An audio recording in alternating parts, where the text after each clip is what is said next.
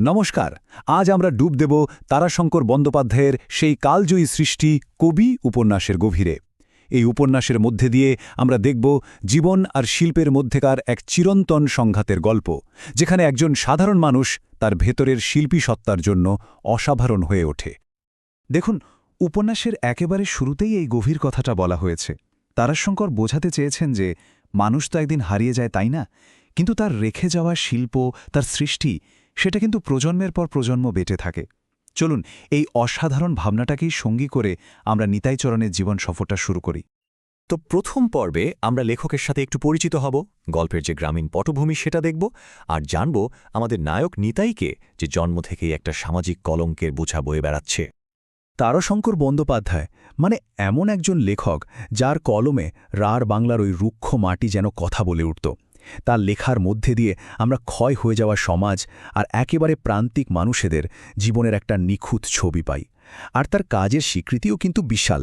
গণদেবতা উপন্যাসের জন্য তিনি ভারতের সর্বোচ্চ সাহিত্য সম্মান জ্ঞানপীঠ পুরস্কার পেয়েছিলেন। গল্পের যে নায়ক নিতাইচরণ, তার শুরুটাই কিন্তু এক কঠিন বাস্তবতার মধ্যে দিয়ে। মানে জন্ম থেকেই তার গায়ে একটা তকমা লেগে গিয়েছিল, চোরের বংশ। আর এই পরিচয়টাই তার জীবনের প্রত্যেকটা পদক্ষেপে কাঁটার মতো বিঁধেছিল। সমাজ তাকে সবসময় একজন অপরাধী হিসেবেই দেখতে চেয়েছে। কিন্তু বংশ পরিচয়ের থেকেও বড় ছিল নিতাইয়ের শিল্পী সত্তা।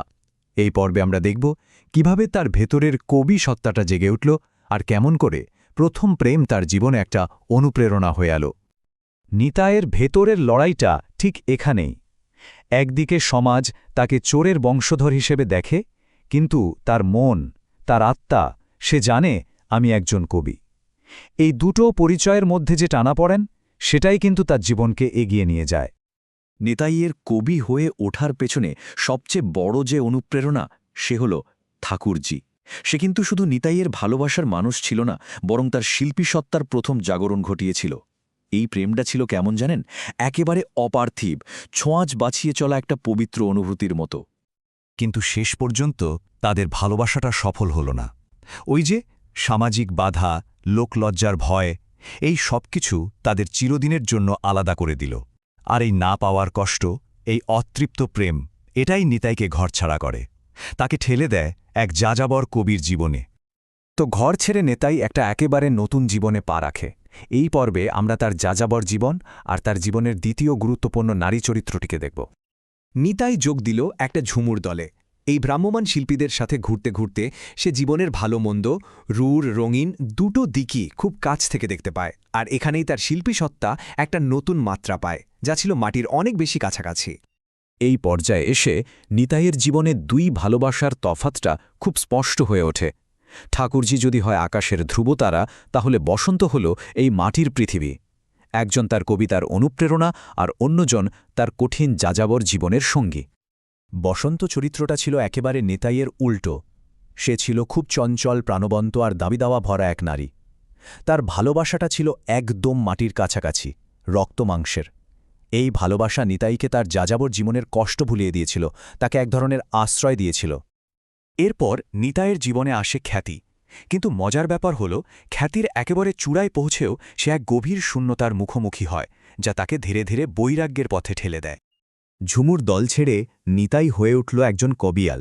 তার নিজের লেখা আর সুরে সারা বাংলা তখন মেতে উঠেছে। আসরের পর আসর সে জিতে চলেছে। সাধারণ মানুষের সুখ দুঃখের কথা তার গানে এমনভাবে ফুটে উঠত যে সে হয়ে উঠেছিল একেবারে জনগণের কবি। কিন্তু আশ্চর্য, তাই না? এত নাম, এত খ্যাতি, এত মানুষের ভালোবাসা, কিচ্ছু তার ভেতরের একাকিত্বটা কমাতে পারল না, বরং ভিড়ের মাঝে সে নিজেকে আরও বেশি একা অনুভব করতে শুরু করল। তার এই আধ্যাত্মিক সংকটের পথটা এভাবেই তৈরি হতে থাকে। খ্যাতির চূড়ায় থাকাকালীনই বসন্তর হঠাৎ মৃত্যু তাকে একেবারে ভেঙে দেয়। প্রিয়জনের এই চলে যাওয়াটা তাকে জীবনের নশ্বরতা নিয়েও গভীরভাবে ভাবাতে শুরু করে। আর এই ভাবনারই তো প্রতিধ্বনি শুনতে পাওয়া যায় তার সেই বিখ্যাত গানে, সেই প্রশ্নটা, জীবন এত ছোট কেন? ভাবুন তো একবার, এই একটা লাইনের মধ্যে দিয়ে যেন তার সব কষ্ট, সব জিজ্ঞাসা, সব হাহাকার বেরিয়ে আসছে।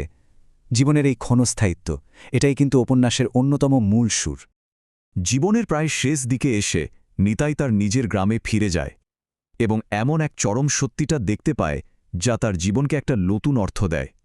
অনেক অনেক বছর পর বৃদ্ধ নিতাই যখন তার গ্রামে ফেরে, তখন সবকিছু অচেনা।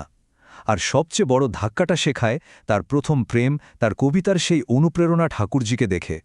সেই অপরূপ নারী তখন জরা আর রোগে একেবারে জর্জরিত, মৃত্যুর দিন গুনছে।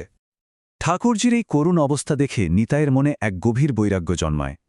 সে চরম সত্যিটা বুঝতে পারে যে এই পৃথিবীতে আসলে কোনো কিছুই চিরস্থায়ী নয়। রূপ, যৌবন, ভালোবাসা সবকিছুই সময়ের সাথে মিলিয়ে যায়। আর ঠিক সেই মুহূর্তেই তার জীবনের সব প্রশ্নের উত্তর সে পেয়ে যায়। সে বুঝতে পারে ঠাকুরজির শরীরটা আজ হয়তো শেষ হয়ে যাচ্ছে, কিন্তু তাকে নিয়ে লেখা কবিতাগুলো, সেগুলো তো আজও বেঁচে আছে। মানুষ চলে যায়, কিন্তু তার সৃষ্টি, তার শিল্প, তার কবিতা, সেগুলো অমর হয়ে থাকে। শেষ পর্যন্ত নিতাইয়ের গল্পটা কিন্তু শুধু একজনের গল্প হয়ে থাকে না, এটা হয়ে ওঠে প্রত্যেক শিল্পীর গল্প, যারা নিজেদের জীবন দিয়ে শিল্প তৈরি করে। শিল্পীর জীবন হয়তো দুঃখ আর একাকিত্বে ভরা, কিন্তু তার সৃষ্টি তাকে অমরত্ব দেয়। কিন্তু প্রশ্নটা হল, এই অমরত্বের জন্য জীবনের সবটুকু মূল্য দিয়ে দেওয়া কি ঠিক? এই প্রশ্নটাই ভাবনার জন্য রইল।